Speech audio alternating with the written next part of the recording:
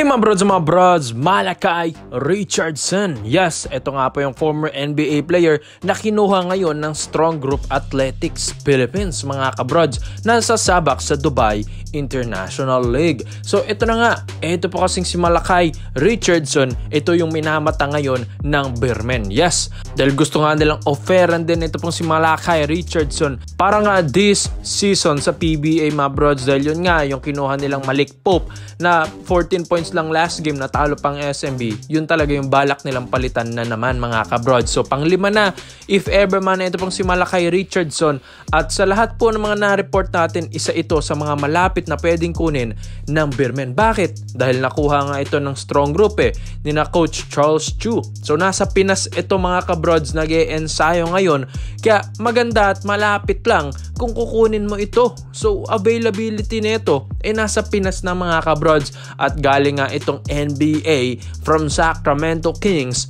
taong 2016 to 2018 NBA season. Tapos 2018 to 2019 NBA season, yun yung huli niyang pinaglaruan sa Toronto Raptors. Huli na yung Astros de Jalisco na pinaglaruan niya sa Mexico mga kabrods. At galing din itong Pilita Jaya, yung dating kupunan neto po ni Justin Brownlee sa Indonesia. So malakas, eto pong si Malachi Richardson mga kabrods. Di hamak naman na mas malakas ito sa mga kinuha ngayon ng SMB. Sa panglima nila ito kung sakali, well, ang ganda rin naman ng laruan nito po ni Malachi Richardson. Biruin nyo sa height niyang 6'6", posisyon nito sa NBA mga broad, shooting guard talaga. Kaya yung mga nakikita nyo mga highlights dyan, talagang legit na shooter. Ito pong si Malachi Richardson, maski nga sa NBA, sharp shooter ito. Maski nga sa mga ibang liga na lalaroan nito, talagang sharp shooter rin siya doon mga kabrods. So all in all, shooting guard, ito pong position ito po ni Malachi Richardson. May mga handles din ito, may mga drives din mga kabrods. Well, kondisyon, ito pong si Malachi Richardson, at athletic pa mga kabrods. So sa SMB, malaking tulong ito, dahil kung yung mga apat na imports ng SMB na pinagkukuha nila this season, walang-wala dito po sa shooting nito po ni Malachi Richardson.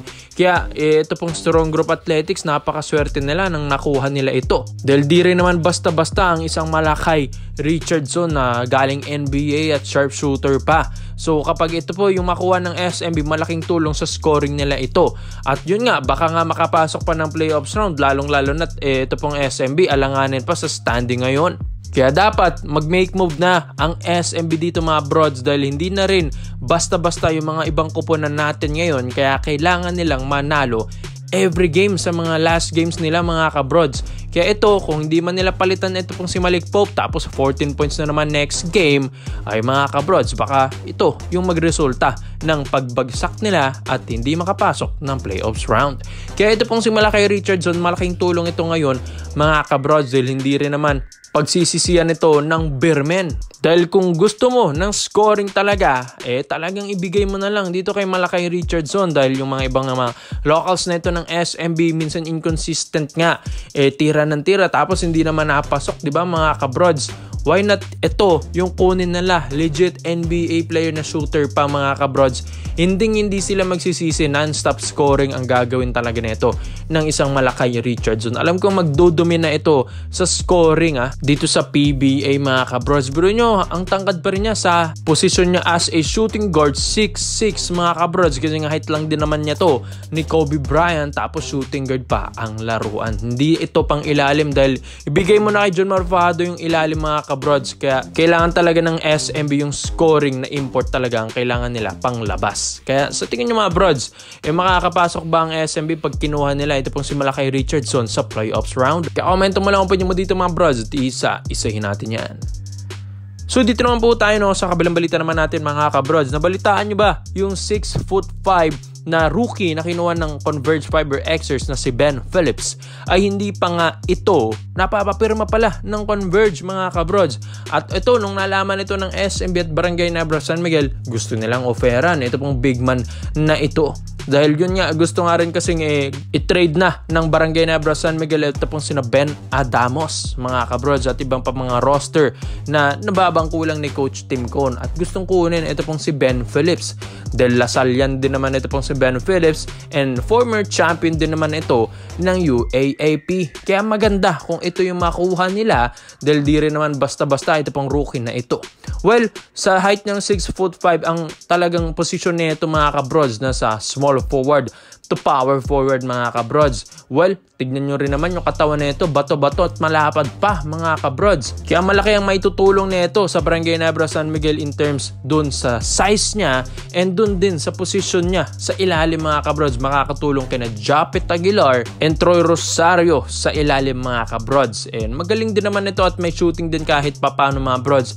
May perimeter shot din and may 3-point shooting din. Ito pong si Ben Phillips. At isa pa, rookie pa lang, at yun, kakagaling lang ng champion sa Lasal. Ang problema nga lang, bakit ganon? Ba't hindi pa pala siya pinapapirma ng Converge Fiber Xers, knowing na ito pong si Ben Phillips, ang tagal na itong na-draft, last year pa nga di ba, mga kabrods? So ito na nga, yun pala, may mga inaantay rin pala itong offers. Ito pong Converge Fiber Xers, siguro nga, parang nagkaroon sila ng impulsive draft dito kay Ben Phillips, kung saan bigla-bigla nila itong drinaf, yun pala hindi pasok sa kanilang sistema, mga kabrods. Kaya ito, gusto nilang i-open din sa trade ito pong si Ben Phillips. Malay natin, patusin ito ng SMB at Barangay Nebra San Miguel. Sa ngayon kasi, di ba, nag-aalangan pa ang Ginebra. Kailangan din nila makapasok ng playoffs round. And yun nga, isa rin sa mga kulang din kasi sa Ginebra yung depensa sa ilalim, mga kabrods. Dahil pag nakalaban nila yung mga mas malalaking big man na mga locals or mas imports, mga kabrods,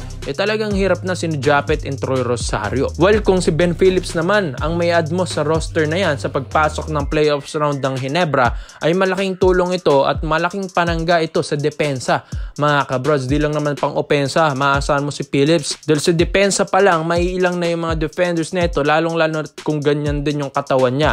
Matigas din ito, mga brods, hindi rin basta-basta. Isa rin ito sa mga core and mga key players ng Lasal kung bakit sila nagkampiyon dahil sa big man na ito. So, mga kabrods, ang Ginebra ngayon, kailangan nila at focus nila kasi ang kampiyonato this Commissioner's Cup 2025. Well, hindi rin naman natin masisisi dahil dami nga ng mga trades, reports and rumors tayo ng mapa Birman, mapa Magnolian, mapa Ginebra.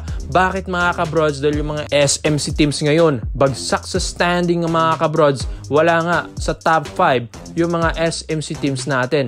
Kaya ano na yung nangyayari sa kanila? Kaya ito, before mag-playoffs round, and ito sa elimination round pa lang, baka ma-eliminate pa sila. Kaya ito, nagkakaroon na ng talks and negotiations sa mga iba't ibang kupunan, lalong-lalo na ito pong SMB. Kaya itong Ginebra sumusunod na rin, kaya gusto rin nilang kumuha ng mga ganitong big man kung saan sila nagkukulang, mga kabrods. Kaya ito pong si Ben Phillips, malaking bagay talaga ito kung makuha nila. Di rin naman din pagsisisiyan ito ng Ginebra dahil bata-bata rin naman ito pong rookie na ito. Kaya magandang magiging future nito sa Ginebra kung sakali, mga kabrods. Kaya mga brods, sa tingin nyo ba Ben Phillips malaking tulong ba ito sa Barangay Nebra San Miguel? At sa tingin nyo, Ben Adamos to Ben Phillips, fair trade ba ito? Kaya komento mo lang pa dito, mga brods, at isa natin yan. Salamat po sa panonood, mga brods. This is Overrated Highlights. Yun lang, I'm out.